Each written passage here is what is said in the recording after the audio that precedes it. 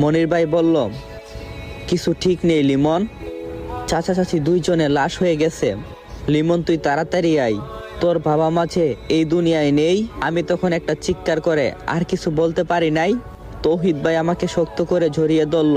মাহিন্দারের মধ্যে দুইজন যাত্রী ছিল, তারাও কৌতূহল দৃষ্টিতে তাকিয়ে রইল। রূপসা নদীর ঘাটে গিয়ে কোনো গাড়ি পাওয়া যাচ্ছে না। কিছুক্ষণ পর তৌহিদ ভাই বলল, আমাদের বন্ধুর একটা প্রাইভেট বাইক আছে, তাকে কল দিয়ে আসতে বলবো। আমি বললাম, আচ্ছা চেষ্টা করো। মনির ভাই আমার কথা মতো পারভেজকে বলল। পারভেজের বাসায় টুকপাড়া কবরস্থানের কাছেই। সে শুনেই সঙ্গে সঙ্গে বাইক নিয়ে বের হয়ে এলো।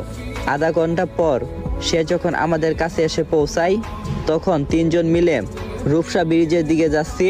আমাকে মাঝখানে বসিয়ে তৌহিদ ভাই আমাকে শক্ত করে জড়িয়ে ধরে রেখেছে। পারভেজ যতটা সম্ভব সাবধানে বাইক চালাচ্ছে। ফিরোজপুরের গ্রামের বাড়িতে যখন পৌঁছালাম, তখন দিনের আলো ফুটতে শুরু করছে।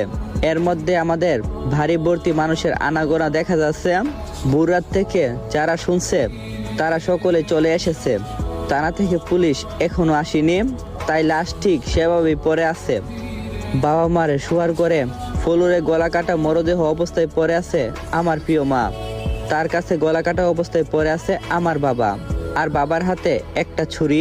দেখেই মোটামুটি বোঝা যাচ্ছে বাবা নিজেই নিজের গলা কেটে ফেলছে। প্রশ্ন হচ্ছে, কেন, কিসের জন্য? বাবার মনে তো এমন কোনো কষ্ট ছিল না যার কারণে সে এরকম করবে। মাকে নিজের হাতে খুন করতে পারবে কি করে? তাহলে কারণটা কি? আমার চিৎকারে তখন ঘরের দরজা জানালা ভেঙে যাওয়ার উপক্রম। মনির ভাই, পারভেজ, তৌহিদ মিলে আমাকে ধরে রাখছে। এমনটা কেন হয়ে গেল? আমি এখন কি নিয়ে বাঁচবো? কে আমাকে নিজের হাতে রান্না করে খাওয়াবে? কে আমার জন্য বাজারের শ্রেষ্ঠ মাছটা কিনে নিয়ে আসবে? হঠাৎ করে চোখ বন্ধ হয়ে যাচ্ছে। সবকিছু চোখের সামনে ঘুরছে। মনে হচ্ছে আমি জ্ঞান হারাচ্ছি। যখন চোখ খুলি তখন নিজেকে বিছানায় আবিষ্কার করি, নিজের ঘরের সামনের বারান্দায়। এখানে আমি বাড়িতে আসলে প্রায় সময় ঘুমাইতাম। আর বাড়িতে যখন থাকতাম না, তখন বাবা বিকালে দুপুরে এখানে বিশ্রাম নিত। বাবা শরীরে সেই ঘ্রাণ পাওয়া গন্ধ নাকে আসছে। দুম করে বিছানা থেকে উঠে বসলাম। তৌহিদ ভাইকে বললাম, বাবা মা কোথায়? তৌহিদ ভাই বলল, পুলিশ এসে নিয়ে গেছে। ময়না তদন্তর পরে নাকি আমাদেরকে নিয়ে আসতে হবে। আমি বললাম, অসম্ভব। আমার বাবা বলে গিয়েছে তাদের লাশটা কাটাছেঁড়া যেতে না করা হয়। তৌহিদ ভাই বলল, কিন্তু তুই চাইলে তো রাখতে পারতি।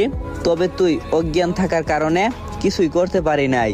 আর পুলিশের কাছে মনির ভাই আর আমি যতটা জানি ততটাই বললাম।